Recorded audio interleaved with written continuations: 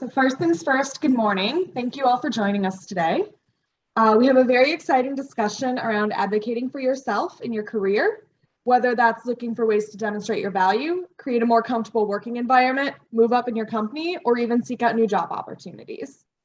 This is your time, so feel free to add your questions or comments to the chat, and we'll do our best to address them. And without further ado, let me introduce our two experts, Sherry Essen and Heather Olson. So Sherry is a seasoned leadership coach, consultant, and strategist who creates dedicated spaces and brings rigor to exploring your most pressing leadership questions.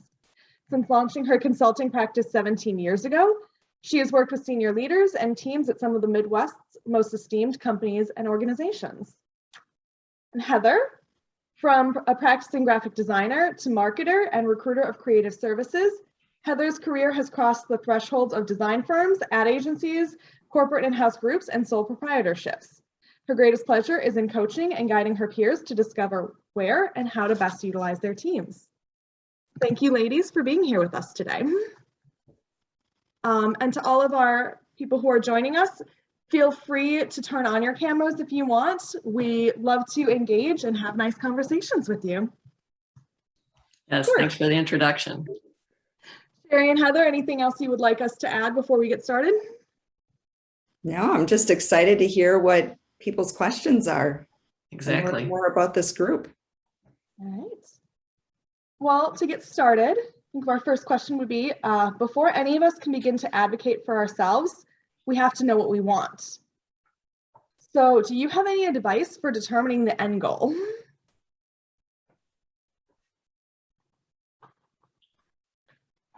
Well, the first thing that I think about is that Stanford did a famous research study that said, what is the hardest question you can ask somebody?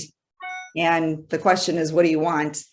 So that's the first thing, is just to not expect that to be an easy question to answer. I mean, for most people, they're more clear about what they don't want than they are about what they do want. And so to really give yourself the time to try to discern what that is. And sometimes I think it's good to do scenarios of wanting, like maybe I want 3 different scenarios and there are pros and cons to different scenarios, instead of trying to figure out what that one thing is. And the last thing I would say is that to experiment oneself to figuring out what you want, that I think figuring out what we want has a lot to do with what we're doing. And as we're doing things, we learn, like it's through action and taking action steps that we sort of try things on and say yes and no to things, than it is thinking our way there.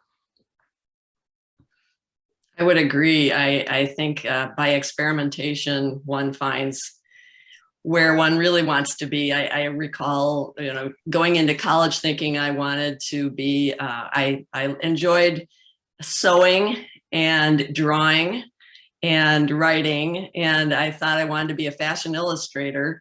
And after the first year of college, I think I kind of figured out that might be a narrow field, and I shifted into advertising and journalism.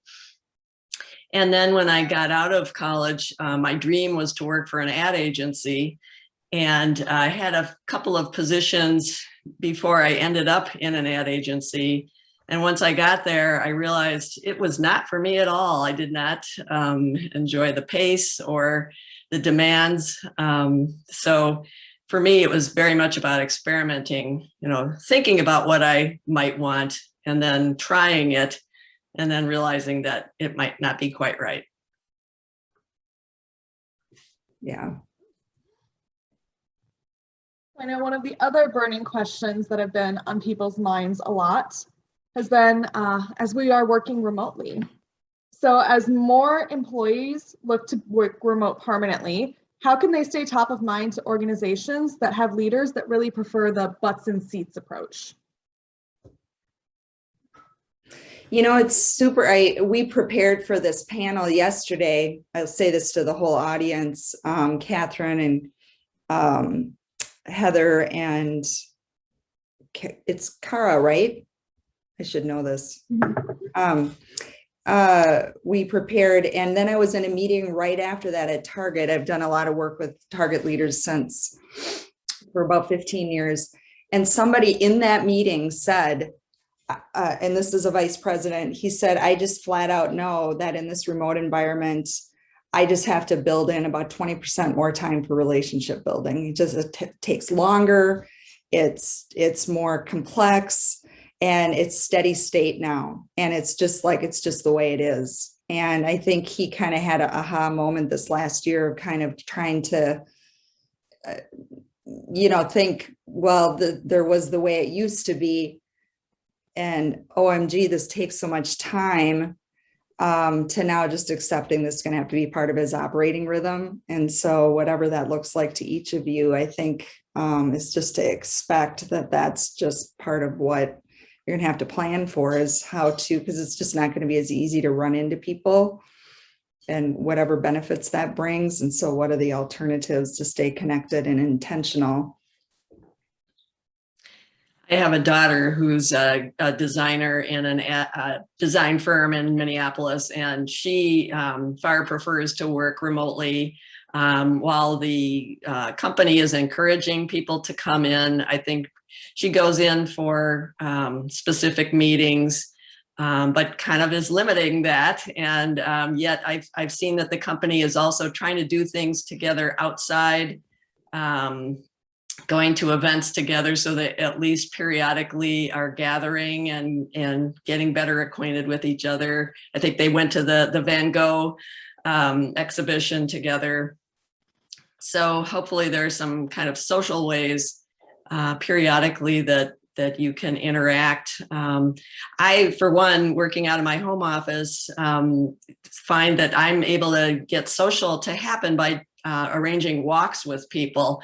I've been trying to take multiple walks every week, just with one other person, and we meet midway or near where they are. And it's a safe way to socialize.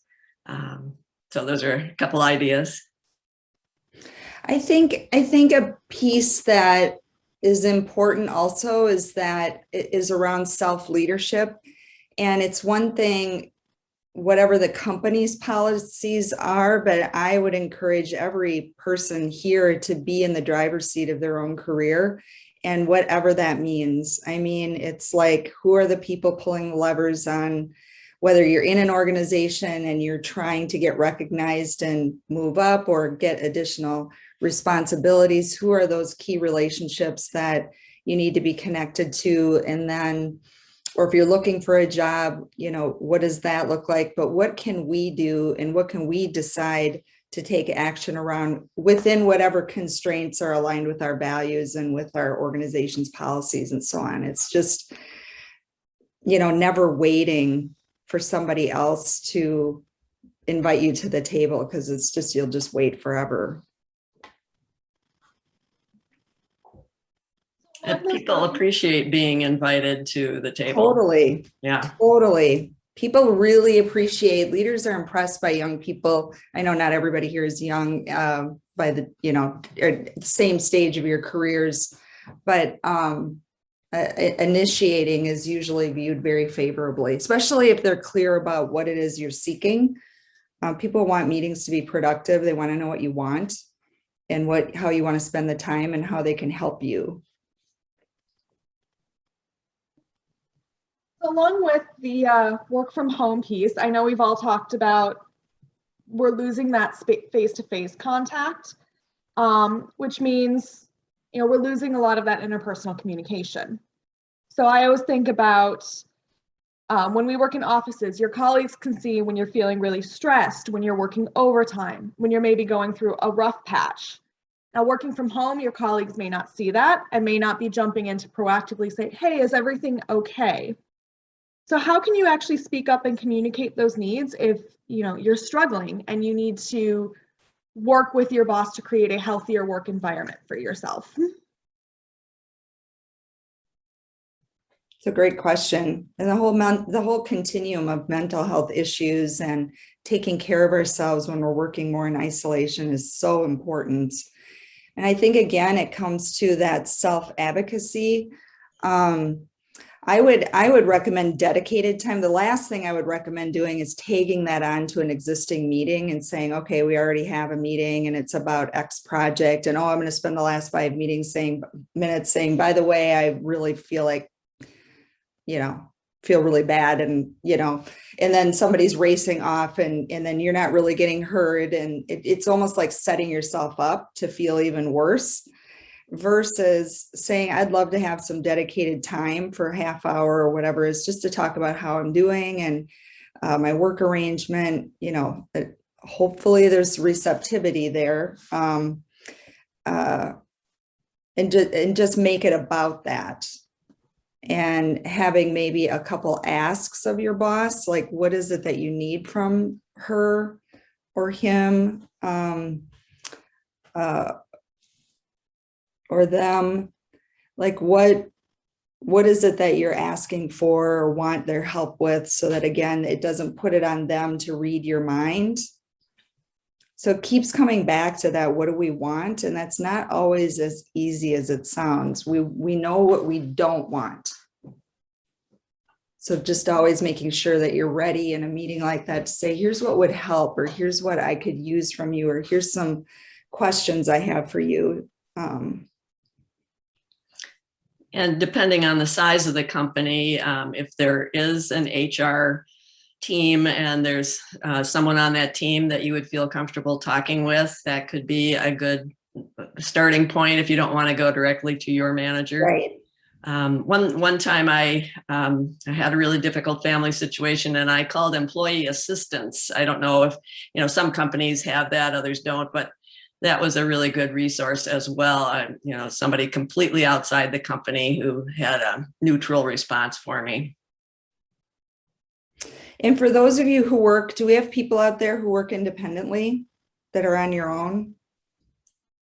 I think treating yourself like you would, I think I said this yesterday, I think it takes a lot of courage to be well and to take care of ourselves and to make the decisions that we need to make to honor that. Like, we know if we're languishing, that was the New York Times word of the year last year. I mean, we just know if we are, we know if we're suffering, and we're the only ones who can take steps around that. And that includes seeking support. That includes having somebody see your struggle, finding that community, finding those witnesses to partner with you, to help you take care of yourself. I mean, I know I need that. I don't, I work independently. I'm helping other people all day. I do need some people to help me, and, I pay people to help me. So I just have to, otherwise I just don't carve out the time. I need that accountability, whether that's for exercise, whether that's for, having a family dinner and just making a commitment and then having, OMG, I have no idea what I'm going to cook. Oh, but it's too bad because I have it on my calendar. And so I'm going to have to figure it out, but it's better that I have it on my calendar because otherwise I would never see anybody, so I mean, it's just whatever works. And we have to build in a day off here and there, whether it's a mental health day or a vacation day. I do remember when I worked for that ad agency that was not a great experience. I called in sick one day and just spent the day kind of crying in my room and trying to think, what can I do next? I've got to get out of this situation. And it was really actually refreshing for myself to take that time to do that. I don't know if anybody knows Glennon Doyle. Are you guys Glennon Doyle fans? Anybody out there? We Can Do Hard Things podcast. OMG. I love that podcast. So if anybody is looking for, I know there's so much content out there and it's hard to listen to all this stuff, but I don't listen to the news lately. When I'm getting ready in the morning, I put that on. Mm-hmm. I think this is also a really great idea for anybody who manages employees too. Just know that your employees may be looking to talk with you about things as well. I can say from our own experience, I'm blessed, love the boss lady. She actually has built in bi-weekly one-on-one sessions for, half an hour to just talk about what's going on, what do you need, even just do a full-on dump of, I'm feeling really stressed and all these deadlines are getting to me. So I think that's an idea for anyone who does manage people, is build that in as well. Good point. All right. I know we're going through a lot of the negatives. I promise we're going to pivot to a lot of positives fast. But the last question would be on this topic would be, do you have any advice for setting boundaries, especially as work from home blurs the lines between work time and family time or dinner? You often find yourself, I don't know about you guys, but looking up and go, oh, it's 6 or 7 o'clock and I'm still working and I have not gotten in my car to drive home to have that natural breakup time in my workday. I think it helps if you, obviously, if you live alone, it's probably more challenging. If you do have any family members that you, or roommates that you live with, if you can say, hey, let's make sure we're going to always have dinner together, as you were saying, Sherry, making sure that you're committing to somebody else to be present, to take a break. And I mean, working, as I say, out of my home office, I tend to work nights and weekends as well as days. And part of it is because I love it. I'm passionate about it. And I do a lot of volunteering as well. So that kind of blends into the work time. But I do for sure have dinner with my husband, and I periodically, today I'm getting out for lunch with a professional friend, and just trying to make those commitments to have breaks here and there is so healthy. Yeah, I agree. I think making commitments, I mean, I know for myself that if I don't provide some structure, it's like I have to make a decision that I'm going to put things on my calendar where I've got commitments to other people that I have to stop, and I like the flexibility of working when I want. I mean, I have 3 kids, 2 are out of the house and 1 is a junior in high school. And I mean, I just like the ability to be able to go to one of my son's games or, and if that's during the middle of the day, I mean, there's all the pros, right, of that flexibility. And in fact, even if you work for an organization, it just seems like there's more and more of that. The challenge is that boundary piece. And I think, and I color code my calendar, and my fun time is in yellow. I just call it anything that feeds my spirit, whether that's going off to do yoga, meeting up with a friend, and I just scan my month for yellow. So red is my meetings, my client meetings. Green is my personal stuff, like taxes, just any like things you have to do. And then blue is like health related, like doctor's appointments or anything that's like actual health. And it's not like this hard and fast thing, but it helps me scan and see if there's any yellow. Like, is there anything on there that feels like a yellow? And if there's not, that it's like, ugh, I better like get with it, like go get concert tickets or do something, For me, it's purple, Sherry. Is it? Okay. Yep. I yesterday I took an hour and listened to Dessa talking at Minneapolis Institute of Art. She talked about her process. I mean, I was kind of working while I did it, but that was my purple spot yesterday. I love that. Yeah. I mean, everything's a choice, right? It's like, it isn't just going to happen. I just really want to emphasize the self-leadership piece. I mean, we do have a sign of the maturity curve in life is that we make choices. We don't just let things happen. We're choosing. That's an excellent point.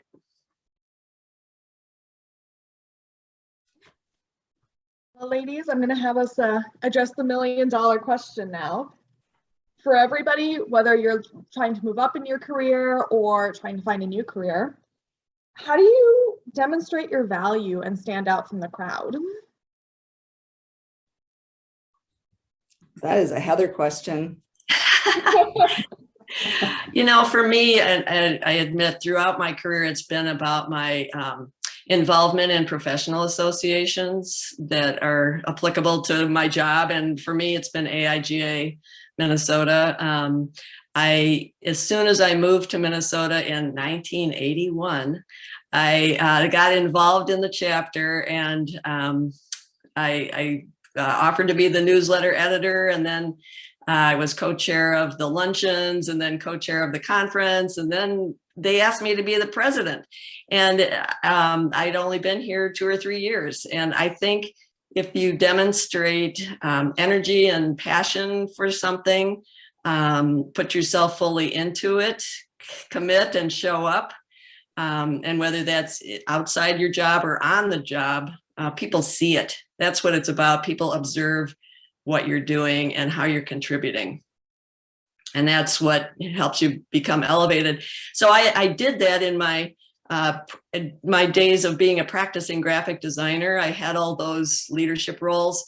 And then I took a little time out to have a family. And when I came back to my career path, Tim Larson, who had known me through AIGA Minnesota and who had a large design firm, he thought that I would be good at marketing. And he brought me in to do marketing for Larson, and then also had me doing employee recruitment. So that's an example of somebody seeing things I had done earlier in my career and wanting to bring me in and help him with some of his own needs later.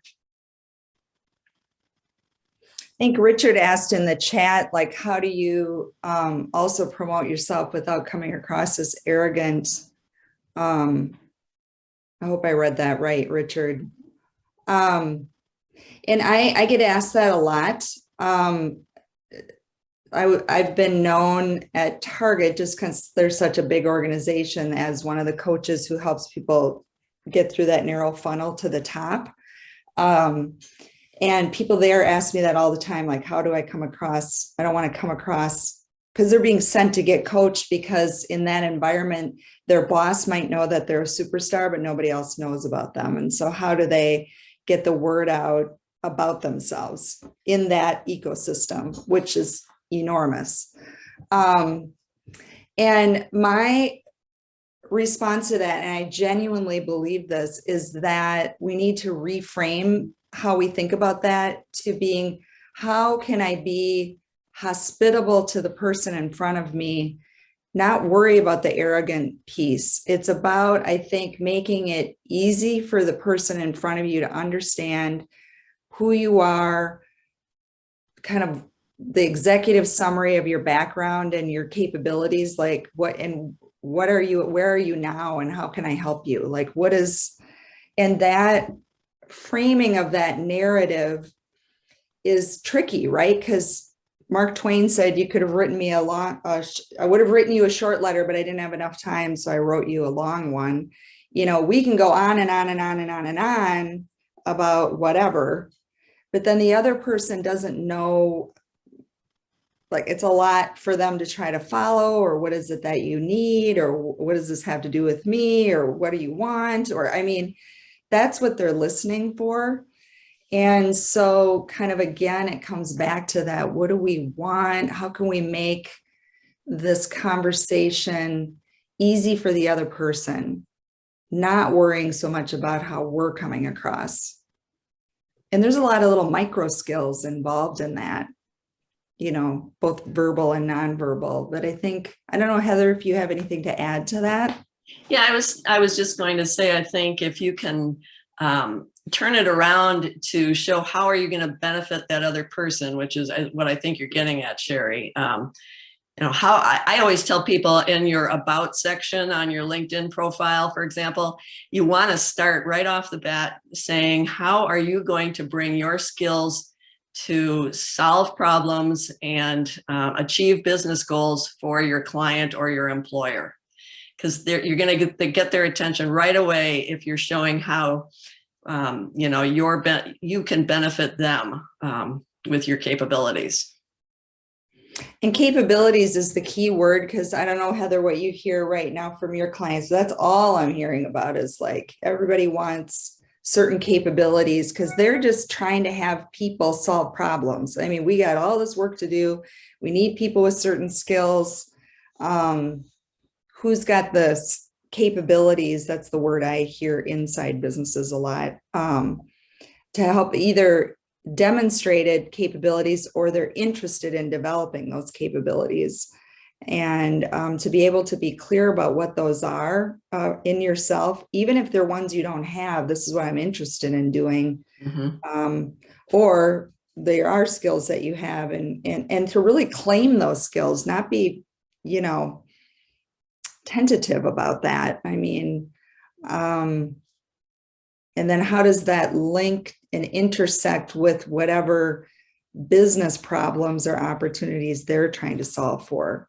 And I think if you're, for example, applying for a position and you read the job description, you want to be sure that if you're writing a cover letter, that you're addressing a few things that person is looking for in the job description that demonstrate you have those capabilities. You're not just giving them a broad brush templated letter of here's what I can do. You want to make sure you're pointing at specific things that they've said they need.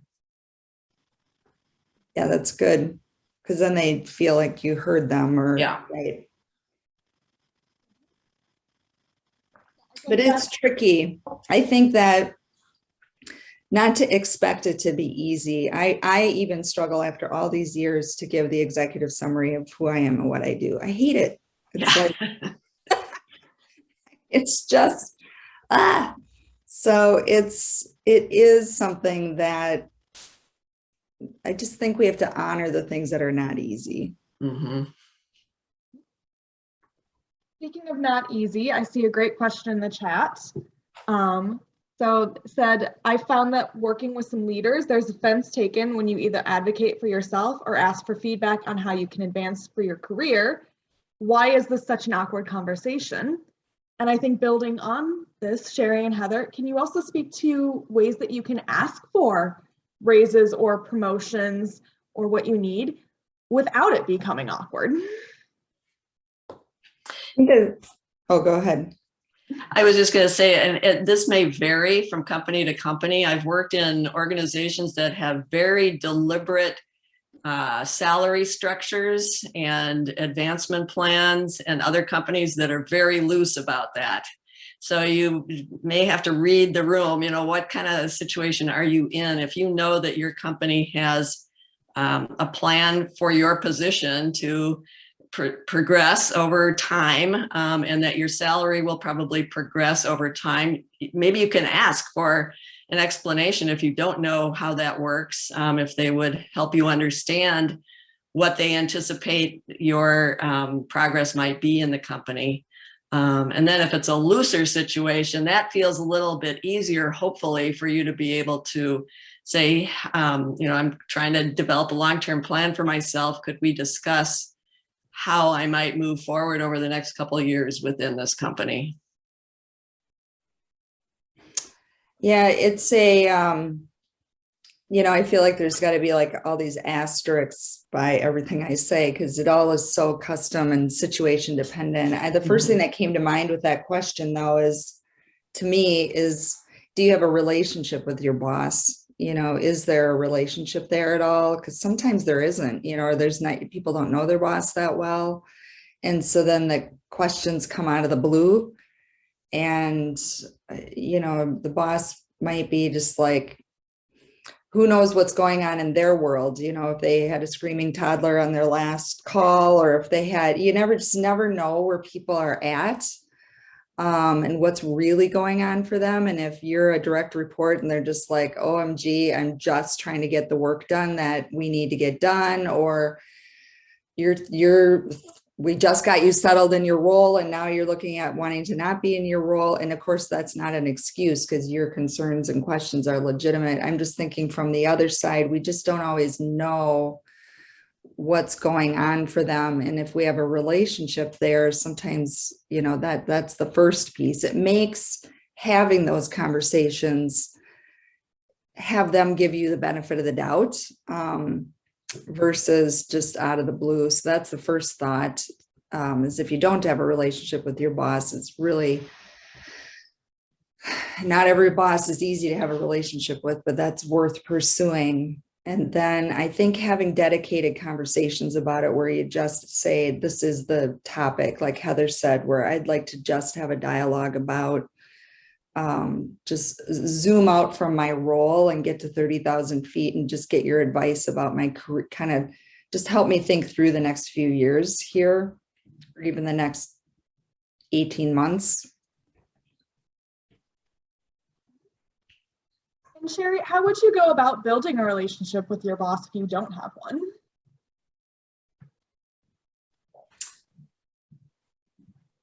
I think to just say that, you know, like, I don't know you, Catherine, and I feel like I should know you better. You're my boss. Is there some, I hope it's okay that I'm asking that. You know, I feel like, I just wonder if you'd be okay if we just had a shoot the breeze sort of conversation for a half hour or even an hour where I bring some, we have some fun questions for each other, or if you'd be open to, and maybe I sit outside instead of sitting in my office, or maybe we both sit outside, or maybe we make it a phone call so we can walk and talk, or maybe we go for a walk. I mean, I think just being transparent. Mm-hmm. Great ideas, Sherry. Inviting them to lunch if they're willing to go to lunch, if that's a possibility. Yeah. I mean, people are all over the place in terms of their comfort level, but I think just honoring that, and whatever your comfort level is, throw it out there and then be open to whatever theirs is. We also see Susan added along those lines. When you work in an organization in which many people want to move forward and also deserve promotions, how do you advocate for yourself without looking like you're trying to leapfrog others? Peers are always competitive. That's everywhere. Those are the trickiest relationships to, and that is universal. That's like peers, siblings, and a family. They can love each other, but there's a little bit of that, you know, who loves me the most. And that's true in companies. And it's actually the single biggest overlooked group for people being held back from promotions, because you want your peers to say good things about you. Because if they report to your boss and your boss is meeting with each of you, always know that wherever your peers' experience is of you is often what gets up to your boss. So that's the ecosystem. And so that's a little bit tricky for people, because sometimes there's a little bit of that competitive vibe among peers. So I think it's really important to just be very clear about where you are and what you want, and not worry about those around you. And I think there's a way to be respectful about that.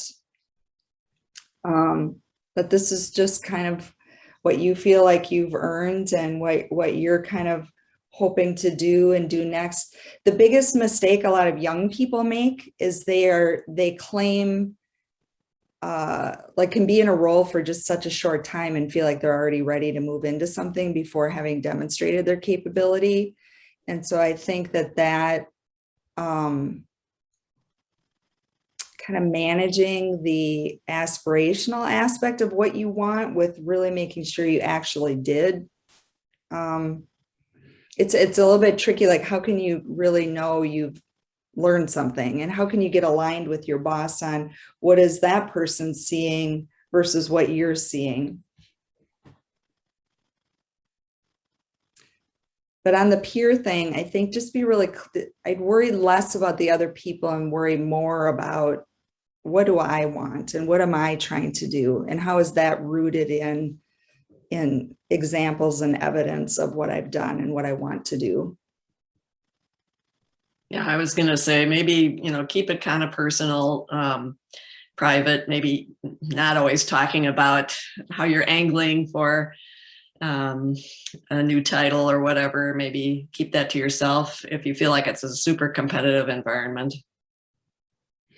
It's interesting. I would actually provide a counterpoint there, Heather. I would say, I think it's like, if you want to be a director, I say to Catherine's my boss, I know I just started in my job 6 months ago and I'm a manager and there's a few rungs to go to be a director, but I just want you to know within 3 years, I want to be where you are. I would love that. Is that even possible? Um, uh, is that even realistic? And I guess I want- was suggesting not saying that to your peers. Oh, right. Okay. Yeah. Yeah. No, to your boss. Yeah. I think saying zero about your peers, because I think as soon as you say, well, I don't want to overstep Catherine, or I want to be aware that Catherine, I think as soon as that comes out of your mouth, you sound like you're angling. Mhm. Keep it very focused on yourself. Right. Those are all really good points. And I think part of it too is we have to overcome our Midwest and Minnesota nice tendencies. Right. Good point. Totally. It's okay to grab the last slice of pizza, guys. It doesn't mean to just sit there. I love that. That's good. Right. And I know one of the things that people can often use to demonstrate their value is, let's say they've not been nominated for awards or won awards. I think this can be tricky on if you are interested in that kind of recognition. How do you find opportunities for that? And is it appropriate to nominate yourself? You mean for like the business journal type awards? Yeah, or business journals, or like Finance and Commerce has a Rising Young Professionals. A lot of the professional organizations have award programs. Well, does anyone need to know that you nominated yourself other than you and the organization giving out the award? So if you feel like nobody knows about that award, or people don't know about you, why couldn't you nominate yourself if that's an offering? But I go back to, you have to demonstrate that you are putting in more than is expected in order to be recognized, and to, put yourself out into an area of passion. Try to find something you really do enjoy spending time on and putting an effort into, and it's going to show. People will see it. I agree. If I saw an award and I looked at the criteria and I thought, wow, I really feel like I fulfill those criteria. I mean, I've done this and this and this, and I'd like that award. I mean, I feel like as long as, I think we have to be honest with ourselves when something's an ego piece versus we really feel like we earned that, and deserve that. And I don't mean that in a less, in a low self-esteem way in any way. I mean, I just, there's awards for awards' sake. And then there's the, I feel like I've earned it, and I want to put my name in the ring. And I'm totally agree with Heather on that. But, that's one way of showing your value. I mean, I think you're catching me on a week. I just clobbered a guy with a 19-page single-space feedback report on Tuesday, and he's in line. He's in the running to be president of a big company. He's a super accomplished man, very big guy, big booming voice, just incredibly accomplished. He won 2 CEO awards, he's a mountain mover. I mean, he can get more done and more results, and yet he's not the top candidate for this job, even though he's won all the awards. And the reason he's not is just simply because of more stylistic aspects of his leadership. And, does he engender that? I mean, in his case, the biggest issue is he's up and down and hot and cold. He doesn't present a consistency in the way he shows up. And that's a deal breaker for a top job. Because you have an ocean liner of people, if you have thousands of people reporting to you and you're, you don't know which Catherine you're going to get each day. It creates instability and it creates a lot of, if you think of organizations like physics, if I get mad at Catherine and I yell at her because I'm having a bad day, or I'm just on her case, so you got me on my bad day, I'm up and I'm down. She's going to be off. She might be unproductive for the rest of the day because she's so upset, or talk to her colleagues, and her colleagues are unproductive, who also report to Catherine. And I'm going to have a good day. And OMG, you're the greatest thing ever. You've done all this and I feel so good, but can I trust that? And so that, no, we know there are people in jobs, in top jobs, who are like that. And so that doesn't mean you still can't get a job like that. It's why he might not get the job. So I just say that awards are a piece of it, not all of it.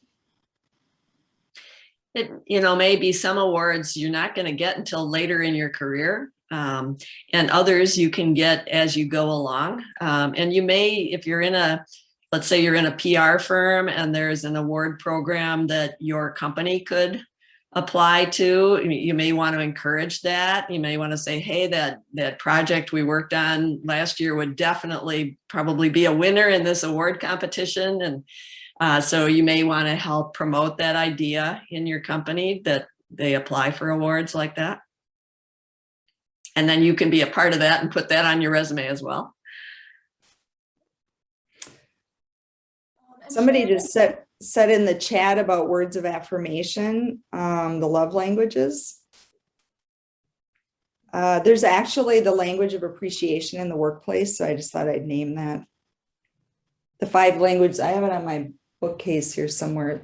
It's the 5 languages of appreciation in the workplace. I'm kind of popcorning here from what Heather just said, but that popped up on the screen. Sure. In the chat. Somebody's asked about a program called the Classics. I'm not familiar with what that is. Everyone at PRSA, you should know what PRSA Classics are. Little shout out to us.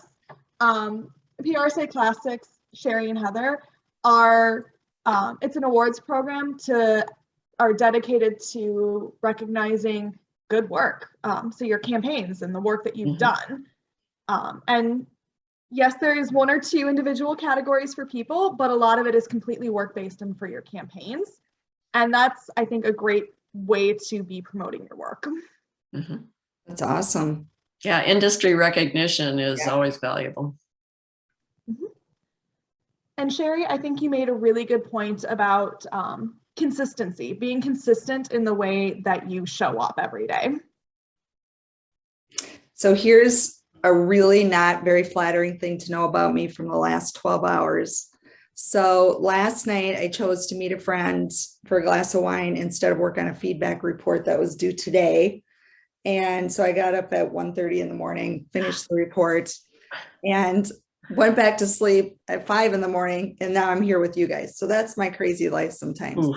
But anyway, she got feedback and she will get this report today because this is fresh on my mind. It's because I'm leaving for Colorado right after this call to go see Brandy Carlisle at Red Rock. So, sometimes you just do what you have to do to get your work done so you can get out of town and have a yellow thing on your calendar.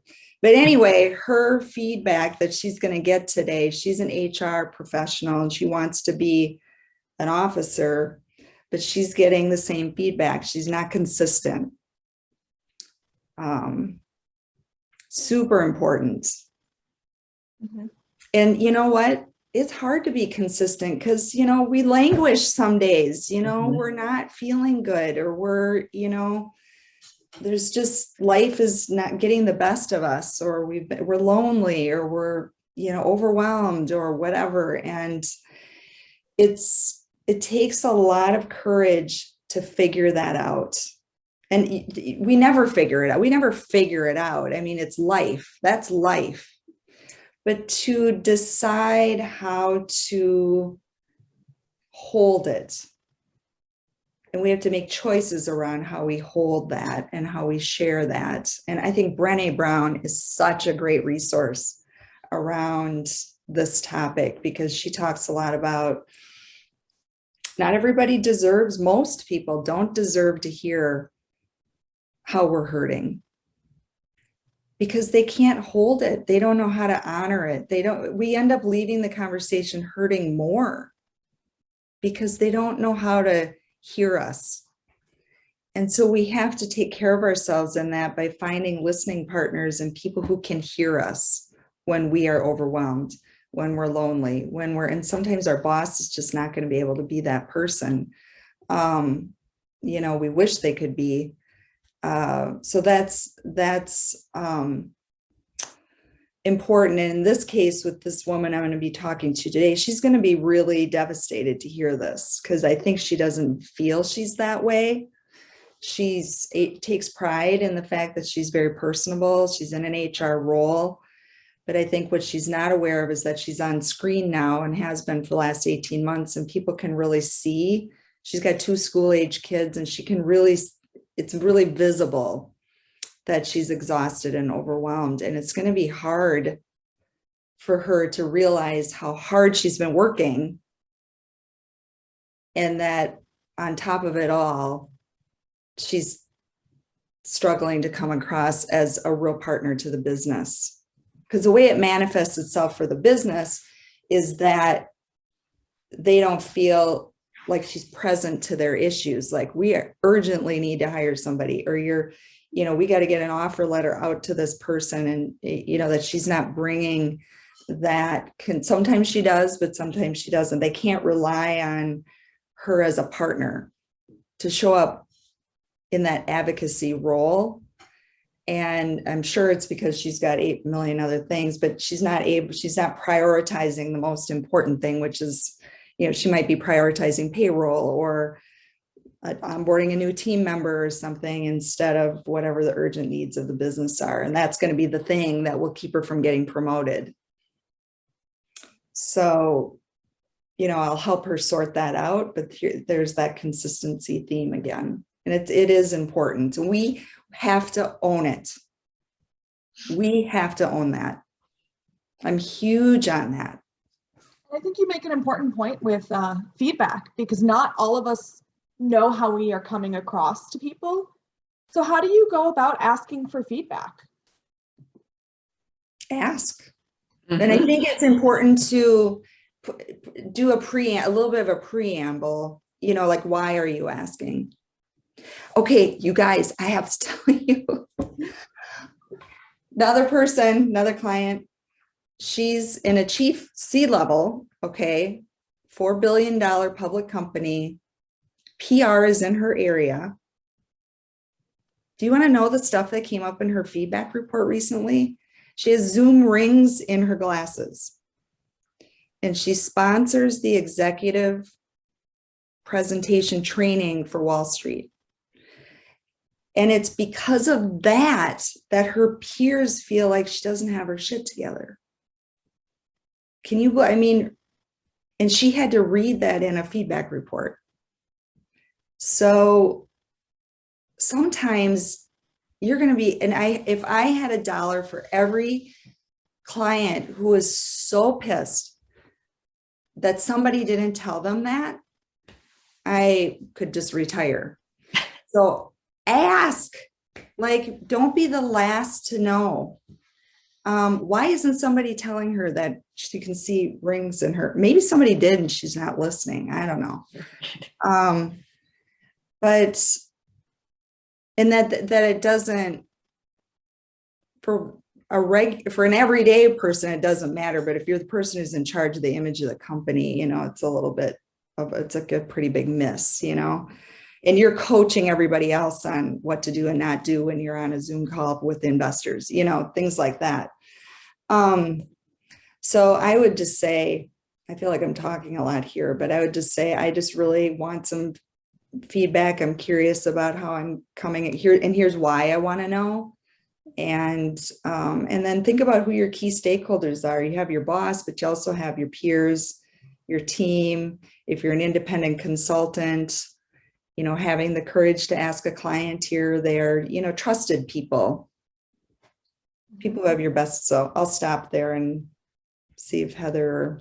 Well, Eva in the chat was asking, if you get feedback that rocks your sense of self, how do you get past the shock and incorporate the feedback? And so what you're just saying, Sherry, ask others who you do trust if they see the same thing that you're hearing from, maybe they're not, I mean, you want to make sure that what someone's telling you is what other people are also experiencing, and then, decide how you're going to move forward.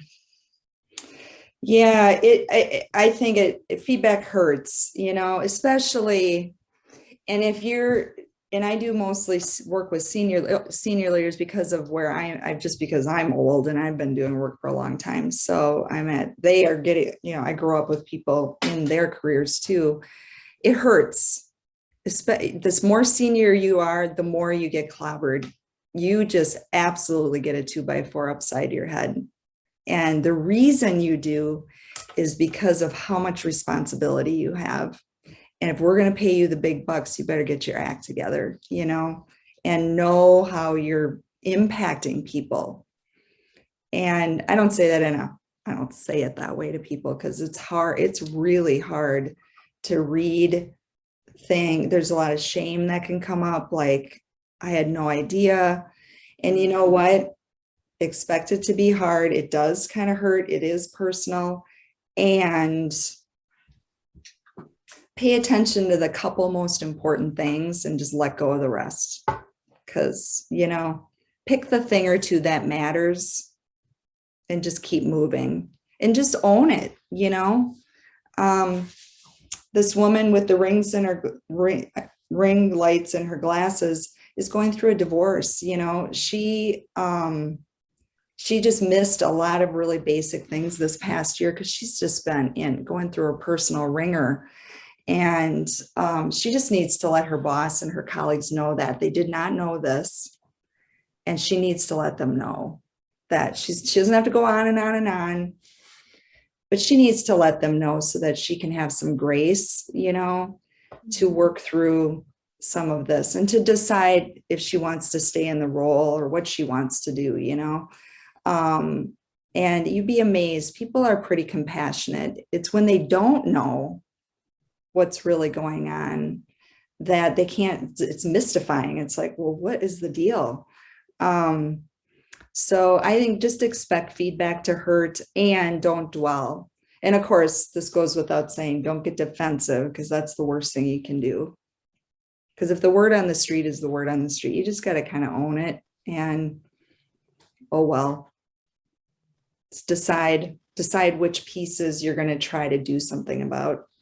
And I like to tell people to ask their family members. I usually will, not only your work colleagues, but your good friends or family, because they're the ones who see you all the time. So get input from them too. Not the 20 things, just the 1 or 2 things. Well, and maybe whatever's going on in your current workplace that people aren't appreciating would be appreciated in a different workplace. Right? That can be some of it too. Maybe it's time for you to move on. Mm-hmm. And the signal there is your current organization interested in helping you develop? Do they want to help you grow? If you're asking to grow and you want feedback and you're interested in building your capabilities, are they with you in that? If they're not, then I would be like, it's a good job market right now. I would be where you can be feeling like you can grow and that people are excited to help you grow. Sherry and Heather, that's a great segue to our next group of questions. Before we jump into that, I just want to make sure we address Pamela's question. So for those of us in a remote setting, particularly women, how important is our dress and wearing makeup? And I think that can apply for our current position or for interviewing for a new position as well. That is such a great question as a woman with makeup on. Yeah. No, I think it's a great question. I think a lot of it has to do with the culture of the company. I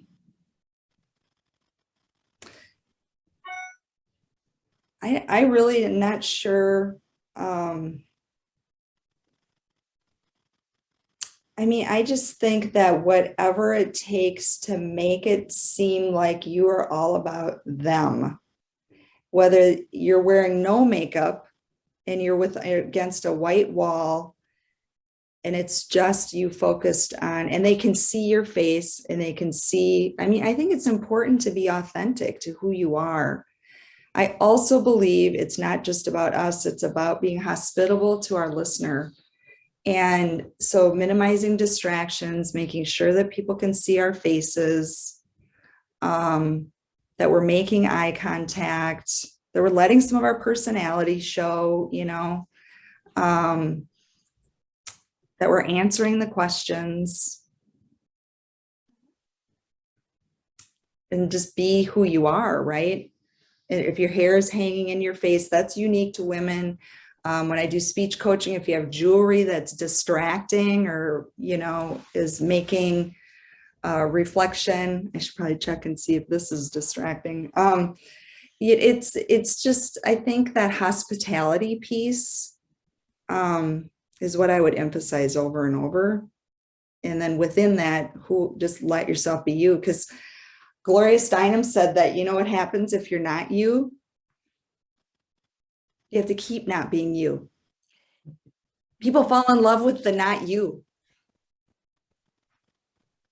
And they hire the not you. Then you got to keep being that not person.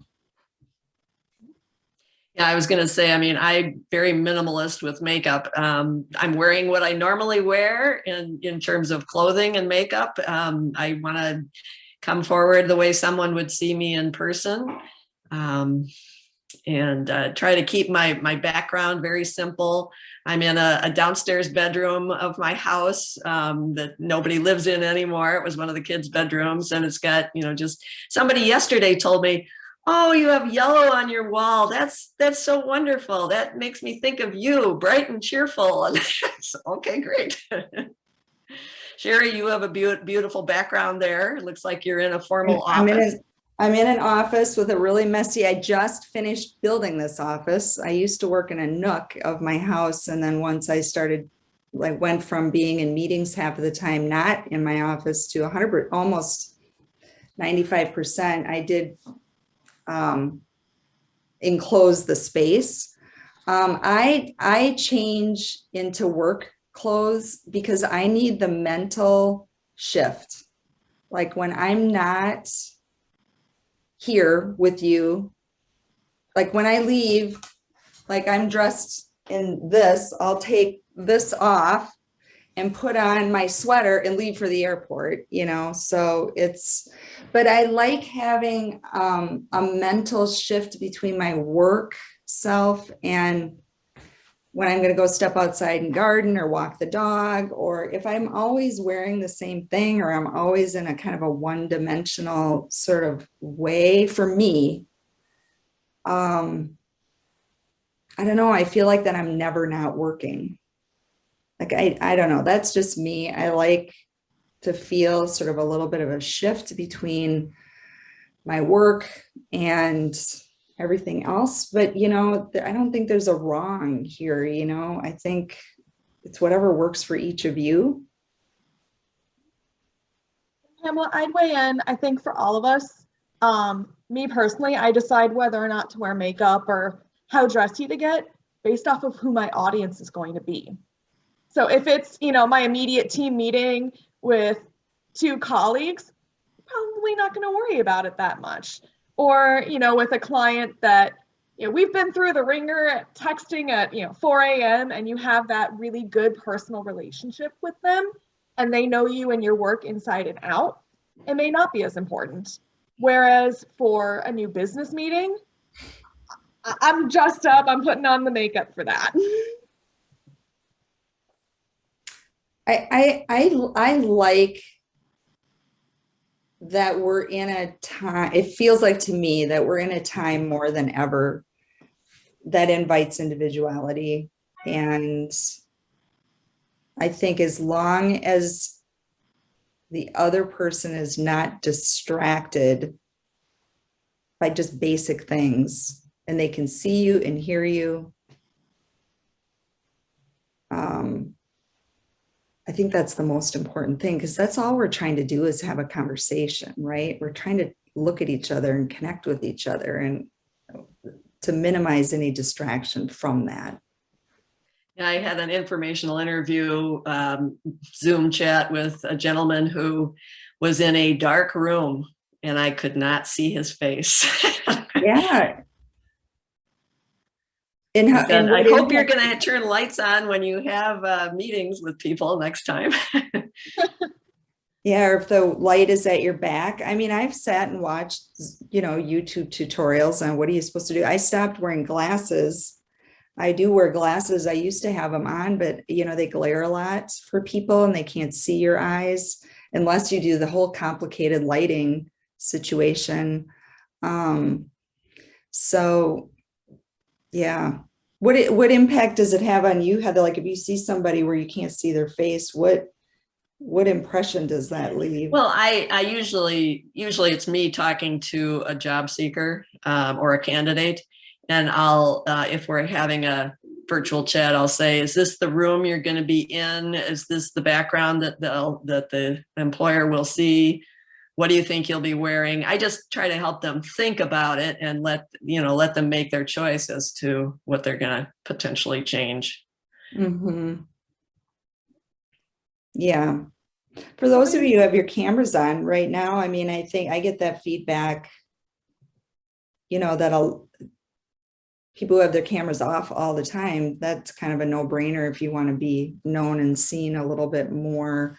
There's no shame, blame, whatever in this setting, but in your work setting, it just shows a level of attentiveness again, every culture is different. But I think it's something just to be thinking about. And pivoting to, I think, Sherry, great point on cultures. I know we briefly touched on when you should consider staying in your current situation versus looking for a new job. You mentioned if your company is not willing to work with you. Any more advice on how to know if it's time to change up your situation and how to go about that? I think you probably have a sense if you have some goals. I remember when I worked in Des Moines, I was working for a really great little design firm there, about 5 of us on the team. And they sent me to a conference in California. It was a business of design conference. And I took a lot of notes. And I came back with all these big ideas of ways I thought we could grow the firm. And I took the 2 owners of the firm to lunch and shared all this stuff. And they just kind of went, "Oh, nice." And I could just tell that they had no interest in trying these possibilities for growing the business. And that I knew that was my time. I needed to look for another job. And I found one up in Minneapolis. I think that if you've given it a good try, whatever that is, however many months, it's not been days or weeks, but you've given it a good run and you just don't feel that, like Heather said, you're just like, there's not that spark, there's not the yellow or the purple. There's got to be some yellow or it's got to be something that, and usually for people to feel it's about, do I feel like I'm contributing? Do I feel like the work I'm doing matters? And do I think anybody sees it?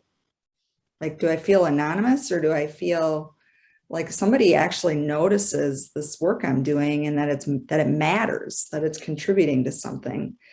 And if you feel anonymous and or you feel like your work doesn't matter, I think it's worth paying attention to that. And if you're not growing, if you don't feel like and we all have a different frontier, everybody has a different definition of what growth is. It can be capabilities you're trying to build. It can be, growth, that growth could be leadership, like trying to be more emotionally consistent in your life. It doesn't always have to be just about work-related growth, because we bring our whole selves to work. But if there's no edge of growth, I think that's a sign that we might be languishing in a role. It's such a great job market right now. I really, really love how it's tilting towards workers.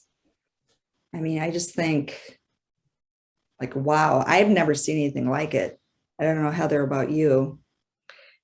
It's kind of wild. The employers are the ones who are suffering at the moment, Right. trying to find talent. There's a lot of opportunity for people. I was going to mention, I had a situation where I joined a corporate communications department in a company, and the work was okay. I didn't feel super stimulated. And then I got the chance to go to that ad agency, and I did. And I found that it wasn't the right setting for me. And believe it or not, the corporate communications team brought me back, and they elevated me. My title was associate art director when I got back there. And then my boss left a few months after I got back there, and they elevated me to art director. And now I'm challenged and motivated, and things like that can happen that you don't expect too. Mm-hmm. Mm-hmm. So if you do decide it's time to make the jump, any advice for really making sure you stand out and can make sure you're getting into a job that appreciates you and that you get the most out of it? Since I know if you're taking a job, there's always the negotiation portion of, what are you going to get out of this? If you have the opportunity to interview a couple of places, that may help you with that decision to analyze what you're hearing that the environment may be like and what your opportunities will be in each of the different places, so that you could choose which would be best. But we don't always have that advantage. Sometimes there's just one option, and it is about weighing whether, my husband has this little scenario that he's done where if he can't decide something, you get out two chairs and you sit in one chair and you put all the pros that you can think of, and then you move over to the next chair and think about all the pros for that position, and keep going back and forth until you can't seem to move forward, and that whichever chair you're in is probably your decision. Yeah. I think that it gets back to what do we want, and I would encourage people to make a list of ideal attributes of a next role, and also an ideal attributes of a next organization, like what both the role and then the environment. And if you got to wave your magic wand, what would you hope for? And to write that down, and then try to weight the top 5, like which are the non-negotiables, and sometimes our current role, if we're not happy in it, helps inform what our non-negotiables are. Like in my next role, I absolutely have to like my boss, or I absolutely have to have a more stimulating set of day-to-day things I'm working on, whatever it is for you. Because I'm just huge in self-leadership. I mean, I think that sometimes we just want to stumble across something and we're just waiting for that to kind of hit us over like lightning bolt. And sometimes and life is like that. We do get those moments. We just don't always know when they're going to happen. And in the meantime, the more we can have a sense of at least where our North Star is, and we can change the North Star if something we do get hit with the lightning bolt. But to try to invite in what it is that we're looking for, and then try to look at companies, like target some actual companies or organizations that match some of the attributes that you have. Because you could work for a Target or Walmart, and they're in the similar space in the world, but radically different cultures. Or Amazon and Target. I mean, just picking big companies, but you could look at smaller agencies too. Or maybe you're weighing the pros and cons of staying in business for yourself versus going in-house. Well, how does that line up against your values on your non-negotiables and your attributes?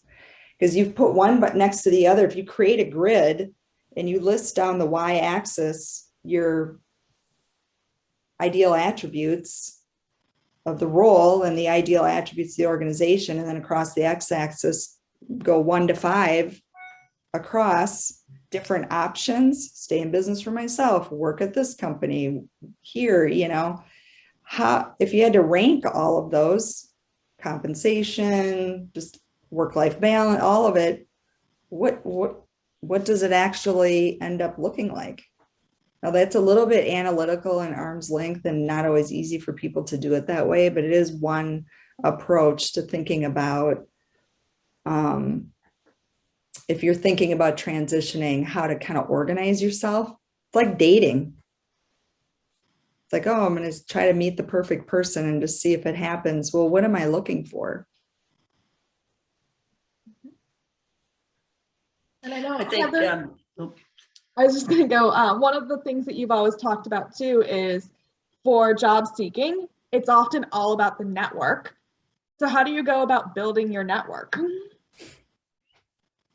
that's something that hopefully happens over time, that you get involved. As I said earlier, I'm going to always stress getting involved in a professional association like PRSA or AIGA and really get to know people. And that takes more than just being a member.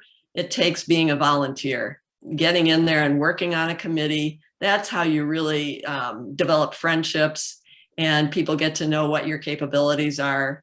And of course, LinkedIn is a big tool to have in your arsenal of job seeking tools that are going to help you. A lot of people kind of ignore their LinkedIn profile for a long time once they've found a job, and you really want to go back and update it and keep progressively connecting with more and more people that you meet along the way. For example, today on this gallery, you could take a screenshot of this page that you're looking at and reach out to a few of the people on the gallery and say, hey, we were in that PRSA event this morning. I know we didn't get to meet in person. Would you consider connecting on LinkedIn? And granted, that's kind of a cold connection, whereas being involved on a committee is a much warmer connection, but those are a couple of ways to build a network. And I think it's being intentional about it, right? Because think of all the people we meet just randomly in our lives, and do we send them a LinkedIn request or follow up at the moment of that connect? And there's kind of a discipline around that, particularly as you get to that, try to get to that 500 connections. Or Heather, do you have some advice around LinkedIn?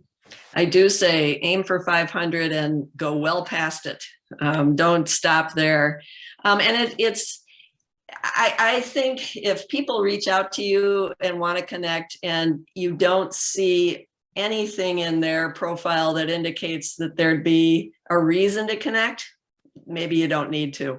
But if they seem to be in the same industry, hopefully they've asked you or written a note with the request to connect to say why they want to connect, then for sure I would recommend connecting with them. I think when you're going to be looking for a new job, you want to try to find a company where there's someone in that firm that or they're, a friend of yours knows someone in that company. You want to have an advocate on the employer side that's going to perhaps help ferry your resume along to the hiring team when you actually make your application, because when it is really competitive, you want to stand out in some way. And for someone in that company to know who you are and have a teeny bit of trust about you is a big advantage.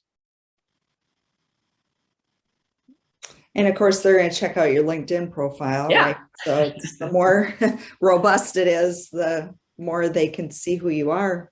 Exactly. Well, I know we are heading very quickly towards the end of our time together. We've got 13 more minutes. So I wanted to open the floor up and see if there's anything that Sherry or Heather you'd like to add, or if any of our people that are attending have anything that they want to ask that we have not covered yet. I was just thinking that this being a public relations group, I would hope that all of you are probably on the strong side of knowing how to present yourselves and in terms of your personal brand and be clear and concise. That's just part of the way you are likely writing and talking about your clients, and hopefully you can do the same for yourselves. I mean, I'm super curious for those of you who would be willing to speak up, like particularly any of those who are on camera, Kesa, Kate, Margaret, or any of you, from this conversation over the last little over an hour, over the last 75 minutes, what's like resonating for you? Like what's sticking with you? Like, is there anything that was mentioned that feels really personal to you right now? Sure, I got so many notes. So I'm an international student. I'm actually from Italy, so I'm still not sure where my future is going to be because I'm going to graduate in December. So then there's the visa situation. So a lot going on in my mind. So you kind of feel overwhelmed, but I'm still like working hard to build my networking connection here. So I kind of want to expand it to Europe as well, because I'm not sure where my possibilities are, but for now I'm focusing here because I'm here. So it's just easier. So a lot of that, you know, seeking inspiration, getting involved with people and try to find my place. So yeah, so those are the things that I'm more aiming at as I figure out what I want to do. Also because unfortunately, I tend like to not sometimes feel as confident because my life is so not like stable. Like there are many other things that I'm not in control of, unfortunately, like documents and things that like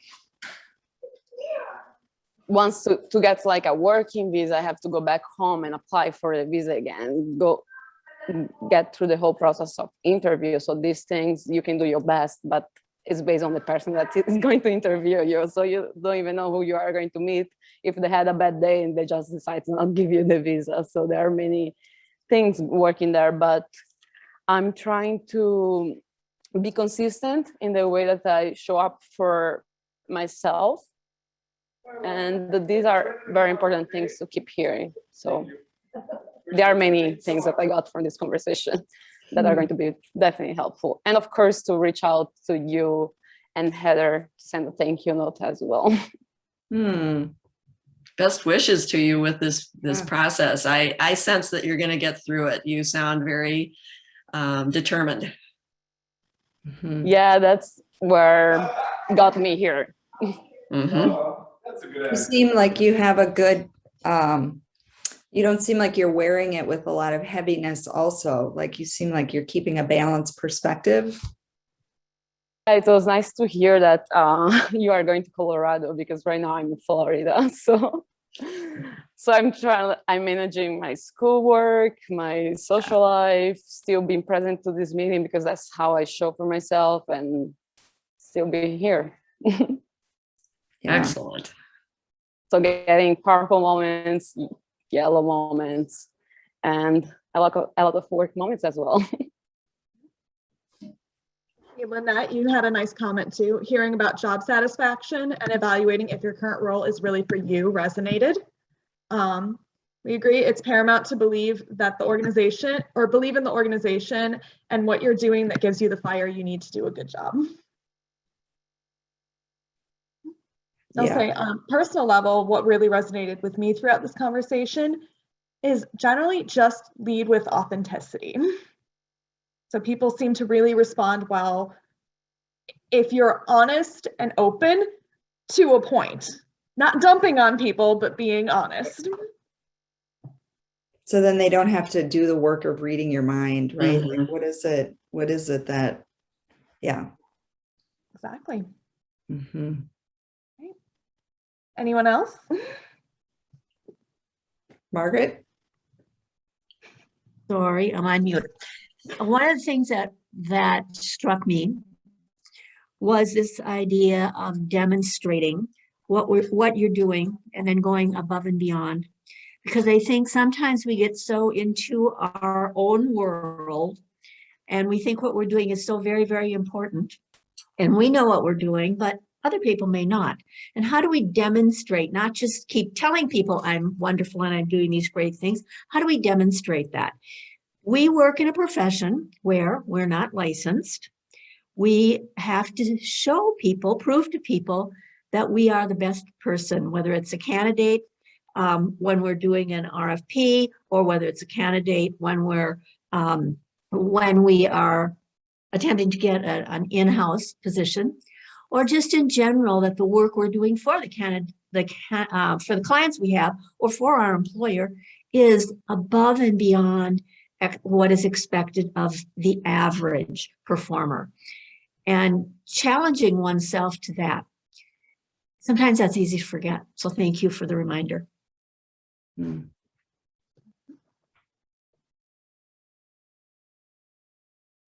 Any others? Yeah, I just want to say thank you. This has been so insightful. I'm actually in class with Kaisa, and so I'll graduate in December as well. And so one thing that really stuck out to me is I'm in a new role professionally right now. And so one, just kind of learning confidence in my own abilities and skills, but then also to understanding what the organization needs from me and what their expectations are. And so just kind of this coffee chat has just kind of affirmed, like, it's okay to be new. It's okay to ask questions. You know, it's definitely okay to not be okay after I receive feedback. And it's just like a human reaction. Just because my previous professional experience, I tend to really keep separate from, you know, my personal life. And I'm now in a role where they are just a little bit kind of more combined, if you will. And so just kind of experiencing a lot of personal growth and just all the little nuggets about, you know, it's okay to just be learning has just been so helpful. So thank you so much, ladies. Good, I'm glad. And Kate, if you haven't already asked this, I'd want to find out from your boss or whoever the right people are to ask, how would they know 6 months from now, like, OMG, we so hired the right person in hiring Kate? Like, what would be evidence of that? Like, how would they know? Like, I would ask that if I were you. Mm-hmm. It's a joyful question. People love that question. And you'd be amazed at the surprising response you get. Because another way to put it is, what does success look like? Mm-hmm. Thank you. Yeah, I've been kind of working on the confidence to ask those kinds of questions because the hiring process was very quick and it was very fast. And so we haven't really had a time to sit down to ask those. So thank you just for, saying you can do it. You can do it. Thank you. Well, I think with that, we can start wrapping up. Everyone gets a little bit of a break between meetings. Thank you so much for joining us, Sherry and Heather. This was a fantastic conversation, and we really appreciated hearing from you both. Thank you for the invitation. Likewise. And I'm happy for anyone to connect to me on LinkedIn. Please do. I'd love to meet you. Ditto, same. I think somebody said that on the chat also. And it's been a pleasure being here with all of you.